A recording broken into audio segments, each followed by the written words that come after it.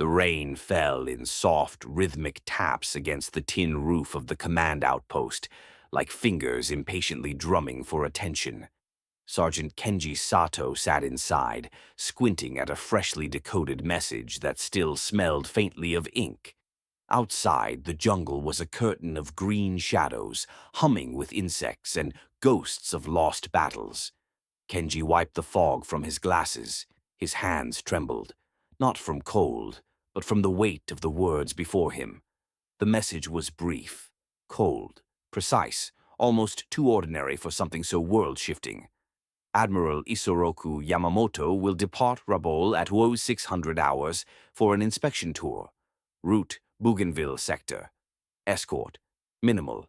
Kenji felt his heartbeat stutter. Why?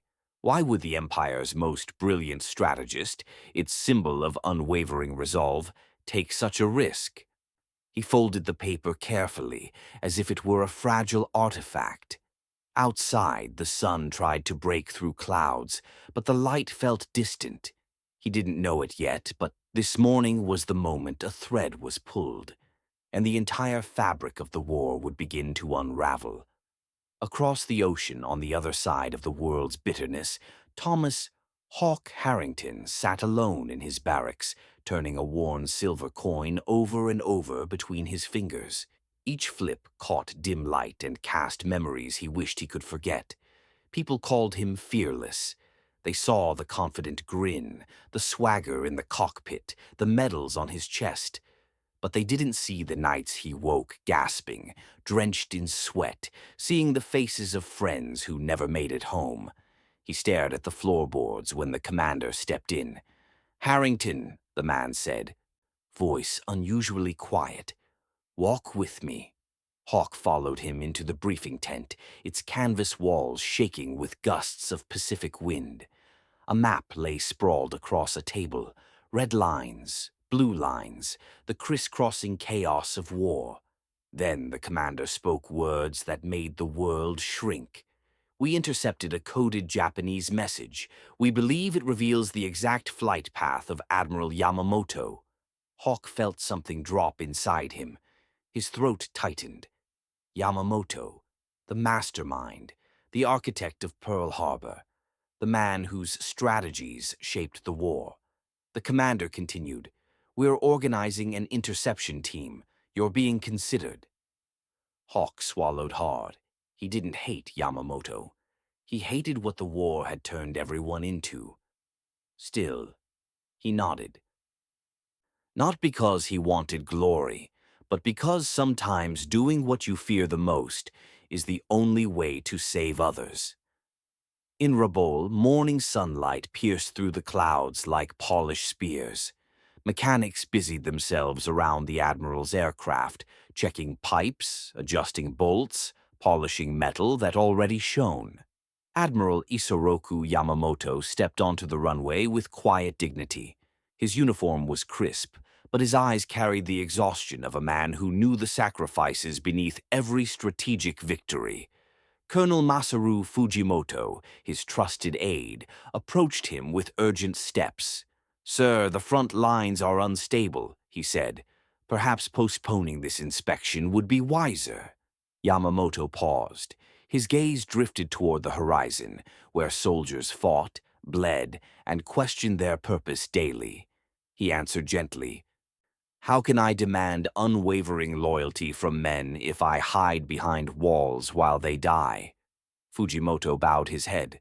Yamamoto's sense of duty was both his greatest strength and the chain bound tightly around his fate.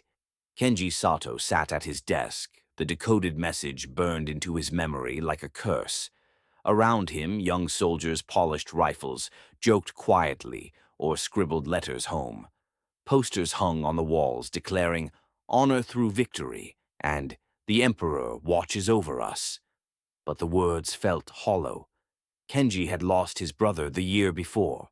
He still remembered his mother's scream when the news arrived. His younger sister had folded herself into silence, and his father stopped singing the old fishing songs he once loved, and now this. "Why must the best of us be sacrificed?" Kenji whispered to no one. He tightened his fist. Honor was a beautiful word until it demanded blood, especially the blood of those who inspired hope. Back in the American base, tension hummed like electricity.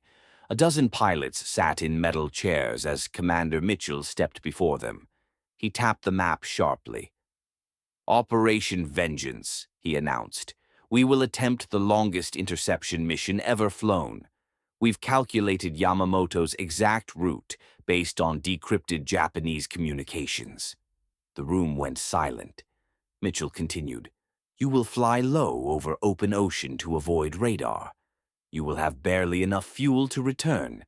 Timing must be perfect, down to the minute." A murmur swept through the pilots. Hawk raised his hand, voice steady despite the storm within him. "And if we're detected?" The commander didn't hesitate. "You won't make it back." No dramatics. Just cold truth. Hawk exhaled slowly. Courage wasn't the absence of fear. It was agreeing to step into hell knowing fear would be your only companion. That night, Hawk sat at a wooden desk under a flickering lamp. The silence of the barracks pressed against him. He wrote 2 letters. The first was to his mother. "If I don't come home, don't let grief claim your joy." The second was harder. To Sarah, the woman he'd grown up with, danced with once, and almost confessed his heart to before the war swallowed their futures. "If life had led me differently, I would have chosen you." He folded the letters and slipped them into an envelope marked, "If I don't return." He ran a thumb along the edge of the paper. Funny how a man could face machine gun fire but tremble while writing the truth. Kenji woke before dawn. The air smelled of bamboo, wet earth, and the faint scent of engine oil drifting from the runway. He saw Yamamoto's aircraft there, propellers slowly spinning, ready to carve a path through the uncertain sky. The Admiral approached with firm strides, though Kenji noticed a rare weariness tugging at his posture. "Are you well, sir?" Kenji asked softly. Yamamoto smiled, though it didn't quite reach his eyes. "Even old warriors feel fear, Sato." Kenji blinked. The Admiral had never spoken so vulnerably. "But courage," Yamamoto continued, touching Kenji's shoulder, "is choosing duty even when the heart trembles." Kenji bowed deeply, a knot forming in his throat. Was this farewell, or simply another day in uniform? He wished he knew. The American P-38 Lightnings roared down the runway like metal beasts eager to leap into the unknown. Hawk tightened his harness. The hum of the engines vibrated through his bones, steady and familiar. "Low altitude," Jake reminded him through the radio. "We're ghosts today. We stay invisible." "Copy," Hawk replied. They soared just above the waves, so low that sea spray occasionally misted their cockpit glass. Hour after hour. Nothing but sky, nothing but ocean, nothing but the weight of the mission pressing on Hawk's chest like a stone. He gripped the controls. "Let this end the suffering," he prayed silently. "Let this bring peace sooner, not more grief." At noon, Kenji was delivering reports when a breathless soldier burst into the communications tent. "Enemy fighters sighted," the soldier blurted. "Far off course," Kenji's mind raced. "Enemy fighters. Where? Why there?" He rushed to the radio operator. "Have we warned the Admiral?" The officer shook his head, frustration twisting his expression. "Communications are unstable. We can't get a signal through." Kenji felt dread creep down his spine. This wasn't a coincidence. Someone had found Yamamoto's schedule. Someone was coming. He grabbed his rifle, though he knew it was useless. No rifle could fight destiny. Hawk's squad broke through a layer of clouds. And suddenly there they were. 2 Japanese bombers, flying in peaceful formation, unaware of the doom trailing behind them. Jake whispered through the radio, "Bingo. That's them." Hawk froze. He saw the sunlight gleam off the bomber's metal body. He imagined Yamamoto inside, perhaps writing notes, perhaps offering encouragement to his officers, perhaps staring out the window at the same sky Hawk was flying through. A human being, a leader, a man carrying the hopes and sorrows of millions. His finger hovered on the trigger. "Hawk, what are you waiting for?" Jake urged. Hawk's breath shuddered. He didn't want to do this. But he remembered Pearl Harbor. He remembered American boys barely old enough to shave. He remembered families praying the war would end. He whispered, "God forgive me." The guns roared. Bullets tore through metal. The bomber lurched. Smoke burst from the engine. The Admiral's plane dipped, spiraled, fell. And in that moment, Hawk's heartbeat didn't quicken with victory. It broke. The jungle swallowed the sky. When the Admiral's bomber vanished beneath the canopy, a distant plume of fire spiraled upward, staining the heavens with black smoke. At the Japanese base, the moment the word arrived, a piercing silence spread like a shockwave. Kenji Sato felt the blood drain from his face. Dozens of soldiers gathered, their expressions cracking with disbelief. Whispered prayers clung to the humid air. "It can't be," one officer murmured. "Not him. Not the Admiral." Kenji pushed through the crowd, his heart hammering against his ribs. His mind rejected the truth, clinging desperately to denial. The man who had carried the weight of an empire had fallen from the sky like a wounded eagle. But Kenji didn't have the luxury of breaking down. Not yet. His commanding officer barked, "Search teams, ready at once." Kenji grabbed his gear and joined the first unit. As they marched into the jungle, every snapped twig felt like a scream, every rustling leaf a reminder that hope wavered on the edge of reality. But deep down, a hollow dread whispered. He already knew what they would find. After hours of hacking through vines and mud, the search party came upon a clearing scorched black by fire. The twisted wreckage of the bomber sat like a broken skeleton. Smoke still curled from its metal ribs. Kenji froze. There, in the cockpit, surrounded by shattered glass and torn steel, sat Admiral Isoroku Yamamoto. He was still buckled into his seat. His uniform was torn, but his posture remained eerily dignified. One hand rested peacefully on his katana.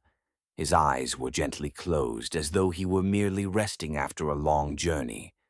Kenji's breath hitched, his vision blurred. He approached slowly, reverently, as if approaching a shrine.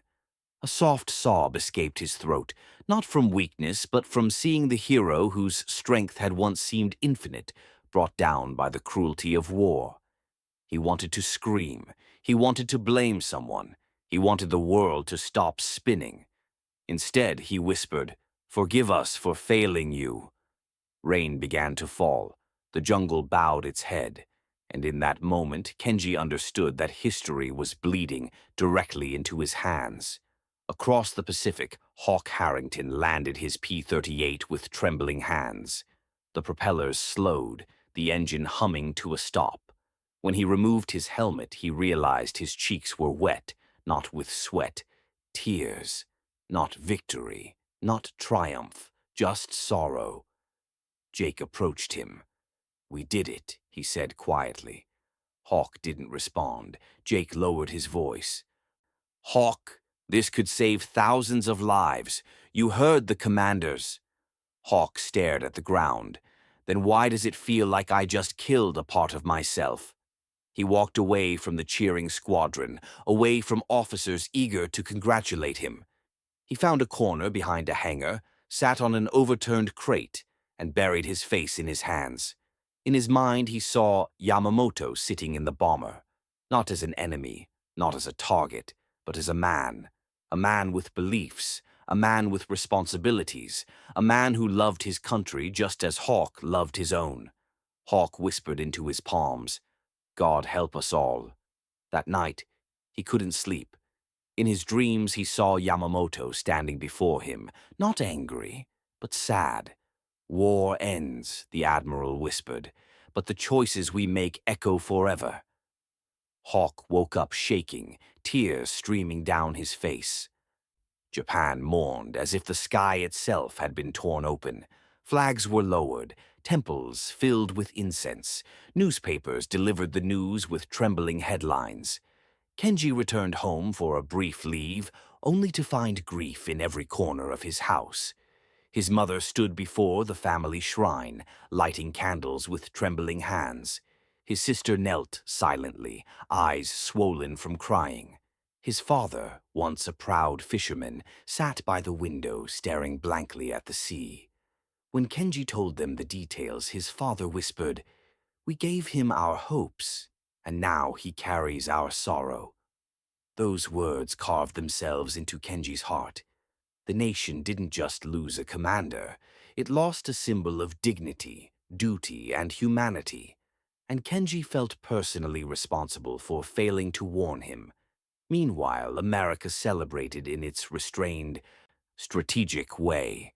Newspapers praised the Operation Vengeance success. Leaders debated how to present the news to the world. But Hawk felt no celebration. He sat at his desk with trembling fingers and wrote a new letter. This one addressed to Yamamoto's family. "I was part of the mission. I did not take pride in it. I acted with a heavy heart, believing it might end suffering sooner. I saw how noble your father was, even in the face of death. If fate had been kinder, perhaps he and I would have met in peace." He folded the letter, but couldn't bring himself to send it. Command would never approve it. Japan would never receive it, and Hawk feared it might reopen wounds that were already bleeding.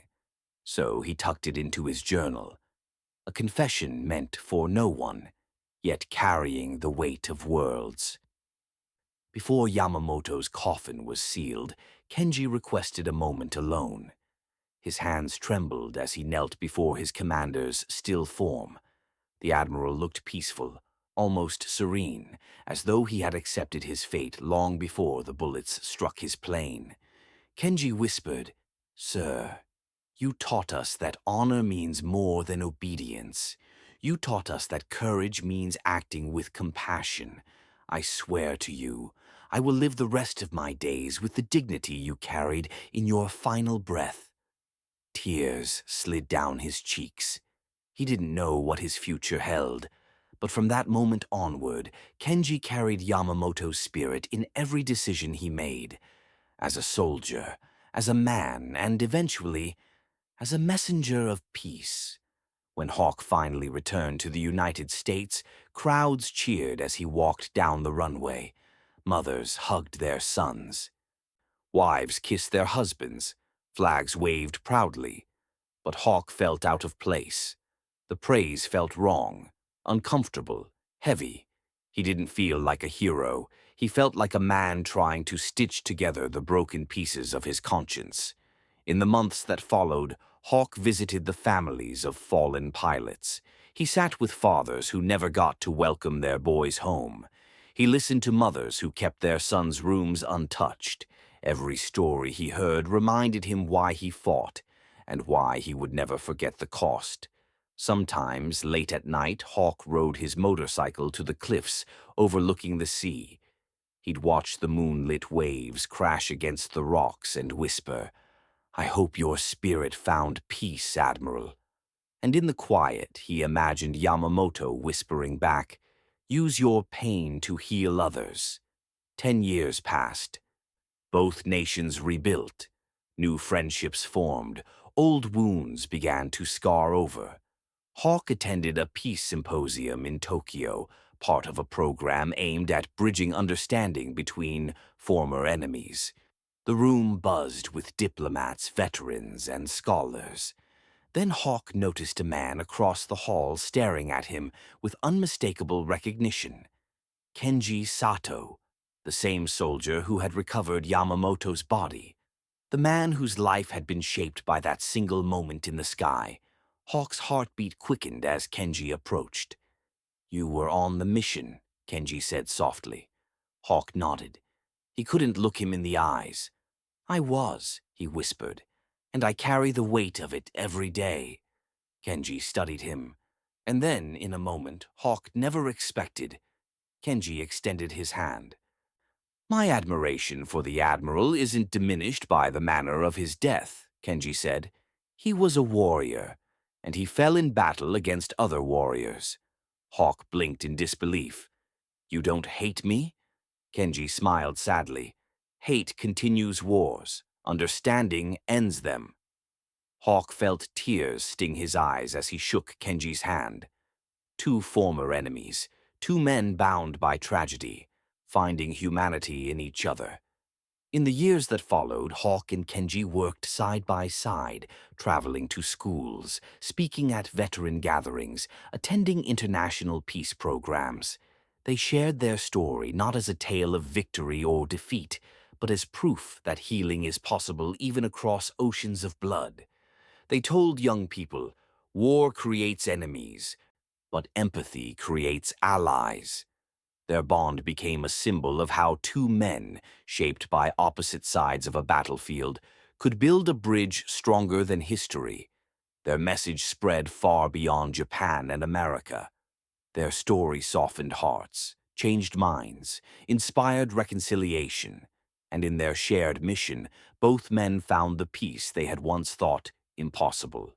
Many years later, long after both men had passed away, Kenji's granddaughter was cleaning his study when she discovered a small wooden box tucked behind old books. Inside was a single folded paper, an old letter, yellowed with time, written in English. She unfolded it carefully. It was Hawk's unsent apology letter, the one he had written after shooting down Yamamoto, the one he had never intended anyone to find. As she read the heartfelt words, tears welled in her eyes. At the bottom, written in her grandfather's familiar handwriting, was a short note. Forgiveness can cross oceans, even when words cannot. She closed the letter against her chest, moved beyond words. Two men who had every reason to hate each other had chosen understanding, compassion, and peace. Their unlikely friendship did not just heal themselves. It planted seeds of reconciliation that grew long after they were gone. And that was the twist the world rarely hears.